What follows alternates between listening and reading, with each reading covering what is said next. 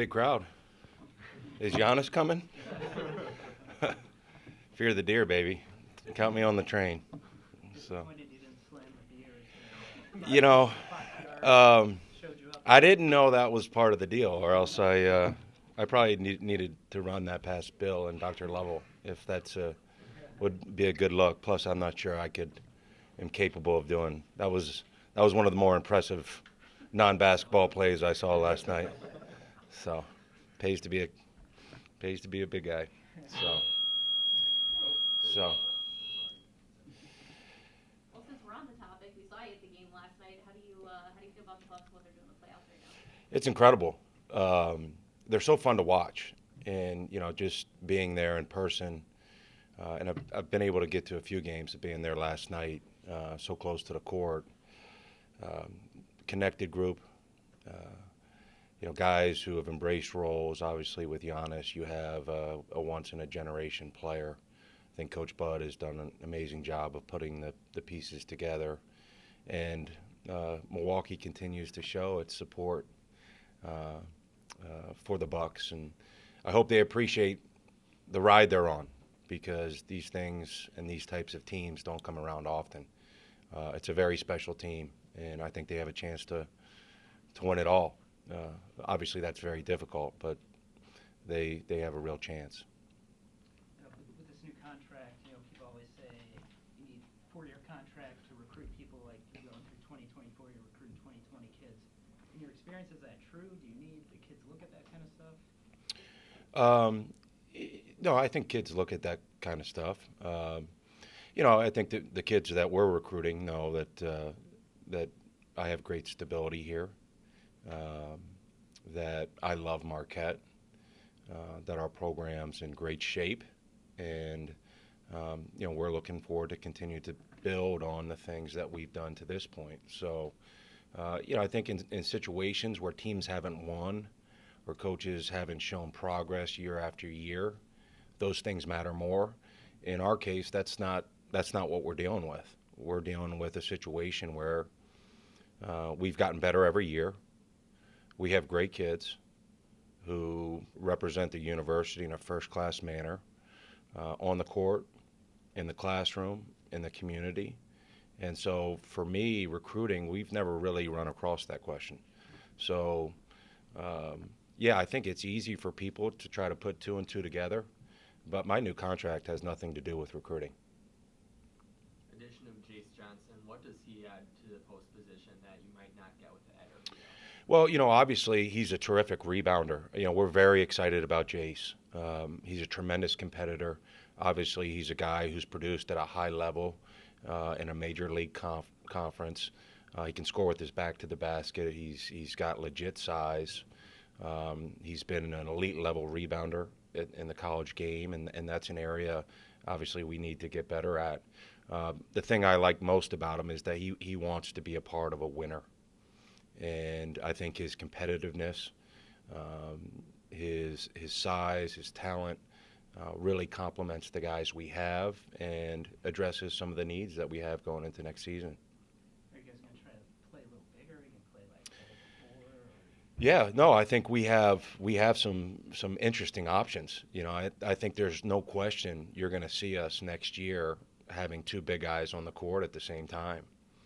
And, for me, that's exciting, because I think Theo and Ed at the end of the year really finished the season strong. From Theo's freshman to sophomore year, I think everybody would agree there was incredible improvement, and we expect to see that momentum build from those two guys. And then you add Jace, who's a very talented, I don't want to call him a young man because he's not like he's a freshman, but you add a very talented player. And so there's going to be times where we're really big with two traditional post players. And for me, that's exciting. And there'll be other times when one of those guys will be on the court. So how that all shakes out, on May 9th, I can't tell you exactly, but there'll be a combination of both. And I'm excited about that. Steve, you've been in the game from every level, every position. Yeah. What do you make of outside expectations? Do you like them being high? Do you react to them? They're high, they're low, any of that stuff? As someone in the game, what do you make when the outside's saying certain things about the program? It comes with the territory. Expectations for me, there's no one who has higher expectations for our program than myself, my staff, and the kids in our program. And those are the most important expectations. You want to be at a place like Marquette that has fans that are passionate about the program and care deeply. There's never been a second where I or anybody that's been associated with the program have run away from that. Now, you have to be mature enough, and this can be hard, especially for young kids who at times are treated like professional athletes when they're 18 to 22 and they're not. You have to separate what expectations are versus what noise is. Expectations are good. You should have high expectations. You should have high standards. You should drown out the noise. Because most of the time, the noise comes from a small minority. And that minority may not always have your best interests at heart. And in today's day and age, in the world that our kids live in, there's more noise than ever. And so expectations, great. Like, bring them on. I think we've done a hell of a job here.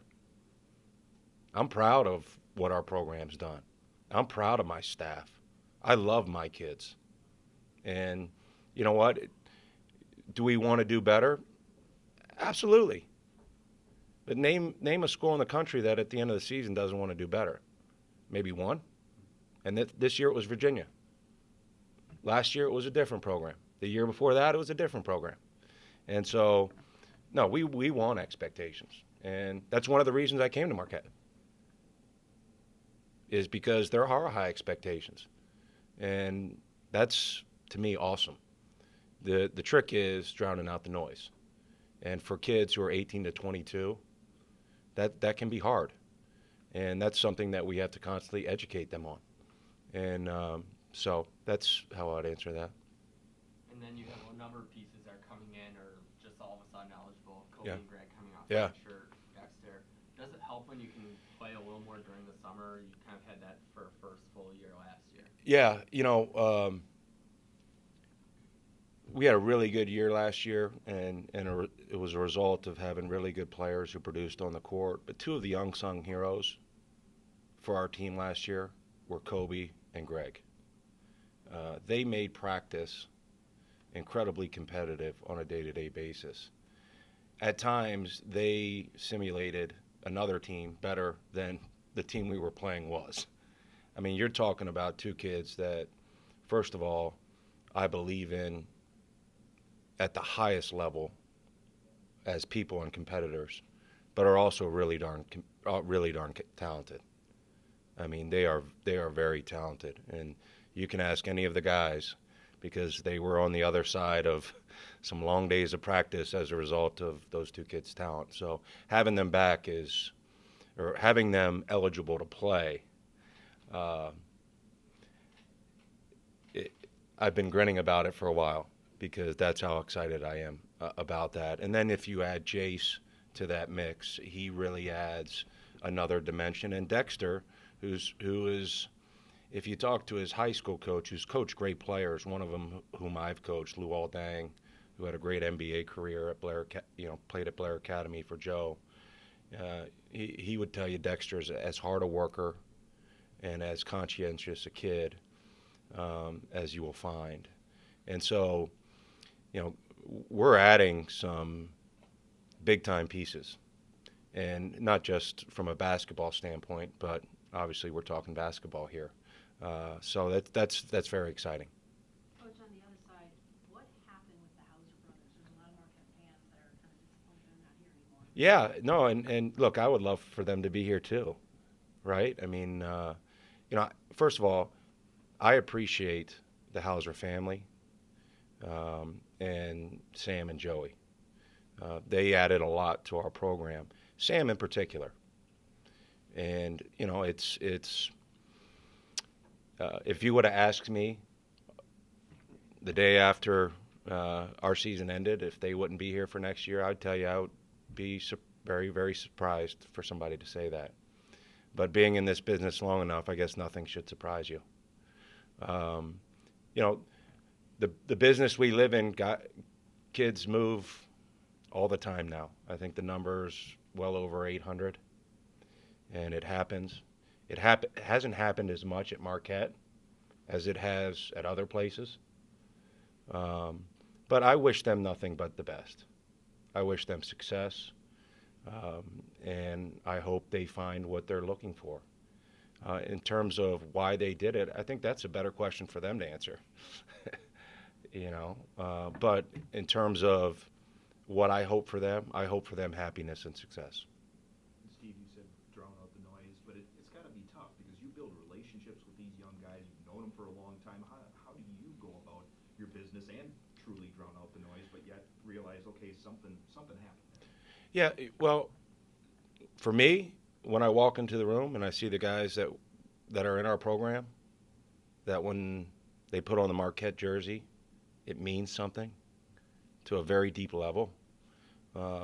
That's all I need when I walk into our meeting rooms or locker room and see, you know, Marcus Howard, you know, a first-team All-American who decided not even to test the waters in the draft. Are you kidding me?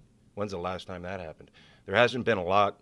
I think at times, and not to divert from your question, you know, like with Marcus, his decision to come back is a pretty incredible one. And I think in some segments of people who follow our program, they've really taken that for granted. And I don't think it's fair for the kid, to be quite frank with you. I mean, look, I've been in this 20 years. And in my 20 years as a head coach or an assistant coach, I've been around some of not only the best people, but best players who've ever played in college basketball. And I'm not saying Marcus is the best player that's ever played in college basketball. But I'm not sure you're going to find a finer representative of a university. I mean, goodness gracious. This time last year is building courts in Costa Rica for kids. In his free time, all the free time that he has, he decided to start the Fellowship of Christian Athletes. He spoke to a national audience about his struggles with mental health. This kid's 20 years old. And so, you know, there's a segment that only wants to talk about the things that, or people that have left, or things that maybe didn't go as well. But gosh darn it. Like people need to appreciate that kid. People need to appreciate that kid. And I don't think he's appreciated to the level he needs to be. I've been around All-Americans pretty much my whole career, whether playing with them or coaching them. He needs to be appreciated at a much higher level than he is. And I'm not saying it's the media. I'm saying there's a certain segment of people out there that don't, and I think that's wrong. And if that's me fighting for my player, then that's fine. But for me, the noise. I walk in the room, I see Marcus, I see Ed Morrow, I see Theo John, I see Jamal Cain, I see Greg Elliott, Kobe, and that's all I need. Like, the fact of the matter is we're going to be really good. You know, it's like, well, what did you lost this? Yeah, we did. We did. And there's a lot of places that lose really good players. There's not a lot of places that can lose really good players and the next year still be really good. And that's what we're going to be. So I think that speaks to the strength of our program. What a good job my staff has done. The quality of kids that we have in our program. And where our program's at, how we've grown. And so being around our guys gives me strength. And I hope our guys say being around me gives them strength. And I'm excited. You know, I'm excited about the opportunities. You know, like, look, for my whole life, especially my whole life in basketball, things have never necessarily been easy. That's good. That's when you should that's when you have a chance to really do some things. And that's our plan. You guys have any other questions? I didn't mean to don't let my intensity scare you. You can ask me questions. Like, you want to talk about Fear the Deer? Like, I love the dancing grandmas. How do you keep the focus on the good things like Marcus and all that when there is so much talk about the Housers leaving, all that? Well, I mean, that's for other people to talk about. That's not what we're talking about. I mean, I can't, our players can't control what people talk about. So our job is to control what we can control. That's how hard we work. That's how we study to get better and learn and grow. That's how we, those are the things that we focus on. And John, in this profession, like, there's always going to be people that talk about things. So if you focus on those things, then you're wasting time. There's going to be people that believe in you, and there's going to be people that no matter what you do don't believe in you, and there's going to be people in the middle. I can't control any of that. I can control how hard we work. I can control the quality of kids that we have. I can control how we hold our guys accountable in the classroom. I can put our guys in a position to be positive role models in the community. And we do a hell of a job at that. And then with going back to Jace, he played on an AAU team that you guys have recruited heavily in the past. Has he been a guy that's been on your radar for a while? Yeah, we recruited him out of high school. I mean, we thought he was a really good player out of high school. I mean, obviously that was when we were just starting, so we didn't really have something that we could point to when we were recruiting and say, hey, this is where we think we're going to go. And we do now. And so, when he decided to leave Utah,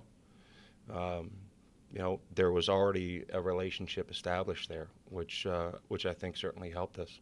How much does that help when you already have that relationship there? I think it helps. I mean, when you transfer, there's unknowns. And if there's people in the program or there's a relationship that was developed prior, there's more knowns than maybe some other programs have. And so those help, especially when you're recruiting kids who've transferred.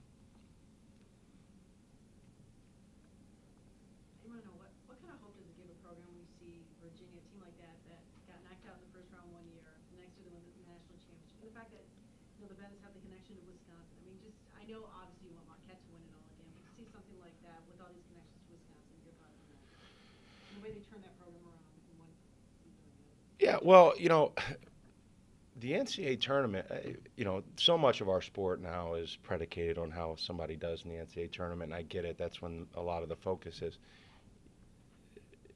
I don't think there's nearly the appreciation for how hard it is to win in the NCAA tournament. And, like Virginia is a great example of that. 12 months, and I talked to Tony on the phone, I think 3 or 4 days ago. And, 12 months ago, they were feeling the blues. And you see how and where they went to this year. And so those things can happen. I mean, Michigan State was in the Final Four. They were out in the first weekend last year. Auburn was in the Final Four. They got blown out by 31 the year before in the NCAA tournament. I mean, so these aren't, and if you studied it, you could come up with examples like that all the time. And so, I think those things are good. For our team this past season, we were in a position that none of the guys in our program had been in before. And so we take from those experiences. And the reason we were in positions we hadn't been in before, because a lot of darn good things happened. But did we get exactly where we wanted to go? No. So we learned from them. And if you asked Tony Bennett, and if you heard our conversation, he would say the exact same thing. So, there's a learning process to it all. And, there are examples of, when something doesn't go necessarily exactly the way you hope, you learn from it and you try to make the necessary adjustments and you grow from it. And then hopefully the next time you're in that position, you get what you want. Although there's no guarantees. So that's what we do every offseason. Look, this time last year, people were saying we couldn't coach defense. Well, we were the most improved defensive team in the country. Okay. Well, did that just happen because practice started and it just happened? No, we took the summer and we evaluated everything. We tried to make some adjustments, which we did, and we got a lot better. So that's what we do every offseason, and that's what we'll do again this offseason.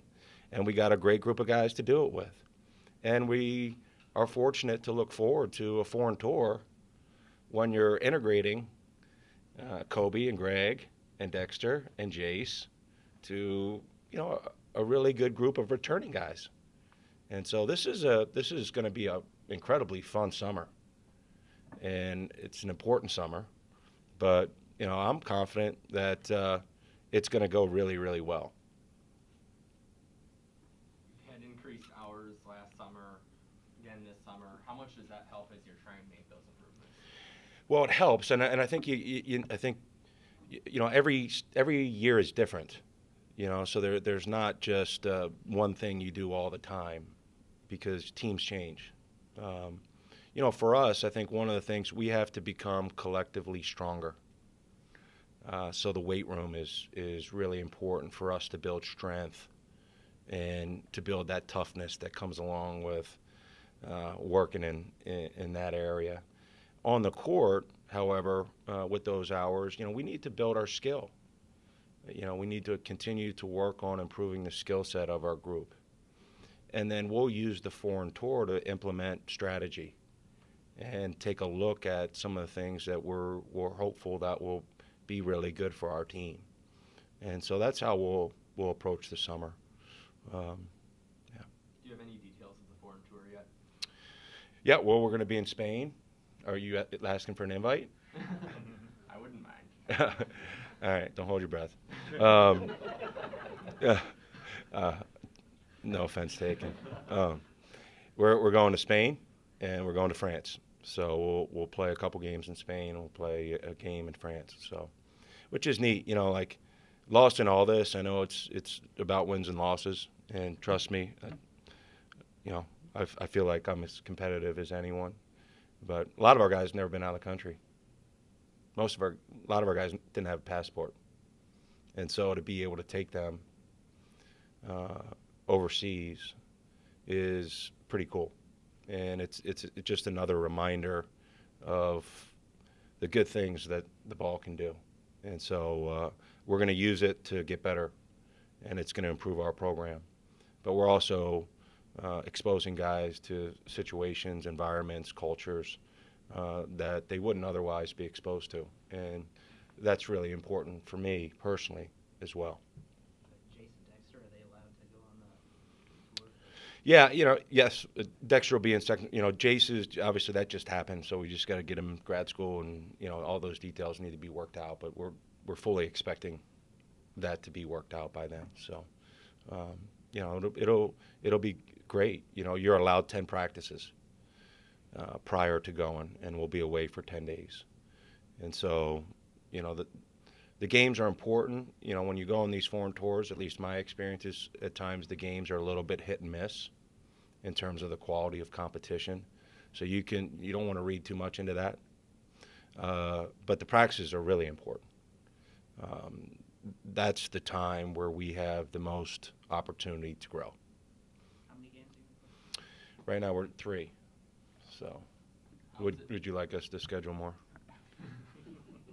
It's pretty hard. You think 3 games in 10 days, it doesn't sound like much, but between traveling and it ends up being a lot. How is this one different than Italy when you're kind of just starting here? Now you're a lot more established. Well, the Italy trip was great. I mean, we were young as can be when we did the tour to Italy. I mean, we were, talk about kids. We had a bunch of kids, and we were one of the youngest teams in the United States that year. And so to have those guys, to give those guys a taste of practice, have them play in game situations was really good, because most of that team, the vast majority of that team, had never experienced that, college practices and or games. You know, we have for the most part an older team, and so they know what practice is like, you know, with the exception of, you know, the brand new guys. This is going to be more of, you know, what do we think we need to do to put this group of players in the best possible position to be successful. So it's not as much of dealing with guys who are wet behind the ears. It's more going to be what strategically is the best way for us to go as we head into next season. Good. Thank you. Thank you, guys. Thank you. All right. We'll have Bill podium next. You bring your sweater back. Huh? You bring your sweater back. I can get you one. Yeah. Hi. Obviously, you know, we're really excited. We made the announcement earlier about Steve's extension. We're thrilled to know that he's going to continue to be our coach for a number of years to come. And I'd throw it open to you guys. You know, Steve talked about. Pardon me? Steve talked about outside expectations of your program as the athletic director. What do you look for in the basketball program? What are your expectations? Well, you know, there's always the three pillars: on the court, off the court, in the in the classroom and in the community, are the three kind of buckets that we put those expectations into. And you know, we've got kind of a set of expectations that would go along with each one of those. Clearly, on the basketball side, which I think is what most folks want to talk about, you know, what we want to look at is trajectory and the progress the program's been making over the last 5 years, which I think is inescapable. We want to look at sustainability of the program, and again, I think you know, particularly in light of the recent news, you know, Steve kind of referenced it. You know, we lose a couple of key players, and we're still going to be really good. If that's not a sustainable program, I'm not sure what is. You know, clearly we want to compete at the highest level. We want to win Big East championships, and we want to be competing for Final Fours and national championships. I think that's what the Marquette fan base expects. You know, we had a lot of talk earlier about expectations. I think that's what they expect, and I don't think we're any different. No, you know what? These things, it's funny you bring that up. Sometimes these things go really quickly, and sometimes they just take time. You know, in a collegiate setting, there's a governance process. There's people that need to be consulted. It's not just me, you know, kind of rewriting a contract. So, you know, it can take some time on occasion. So, you know, we've been talking about this since the day the season ended, and it just took us some time to put it together. I would say we hit a distraction a few weeks ago that kind of caused us and Steve to kind of turn attention elsewhere for a little while.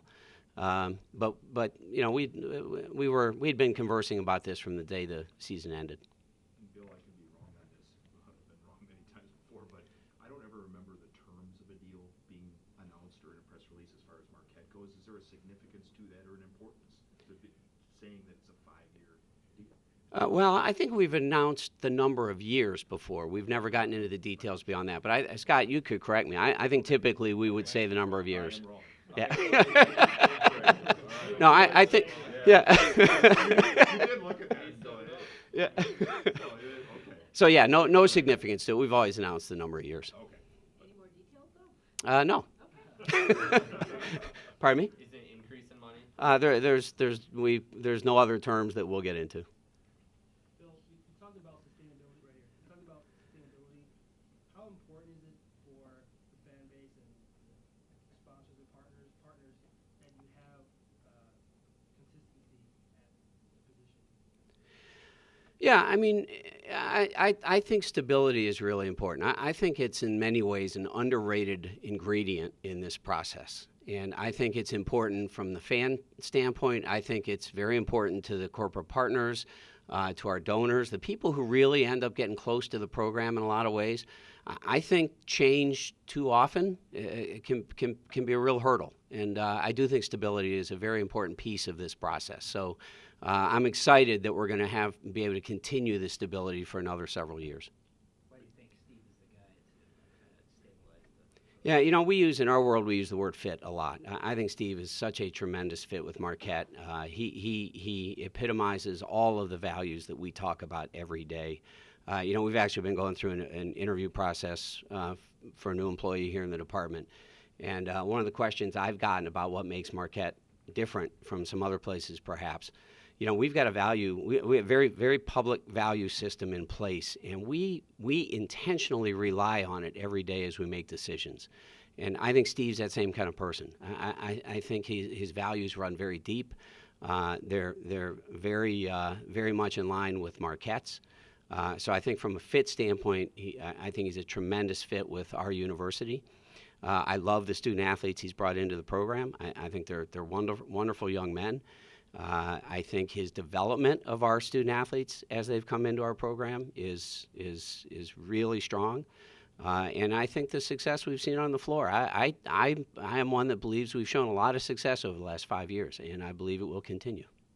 Bill, you mentioned the distraction and just, you can't keep everybody, but what did go through your mind when all of a sudden you're like, whoa, wait a minute, we've got 2 players leaving, and just your thought is Yeah, like Steve, we all wish they were still here, but I also am a believer that college students ought to go to college where they want to go to college.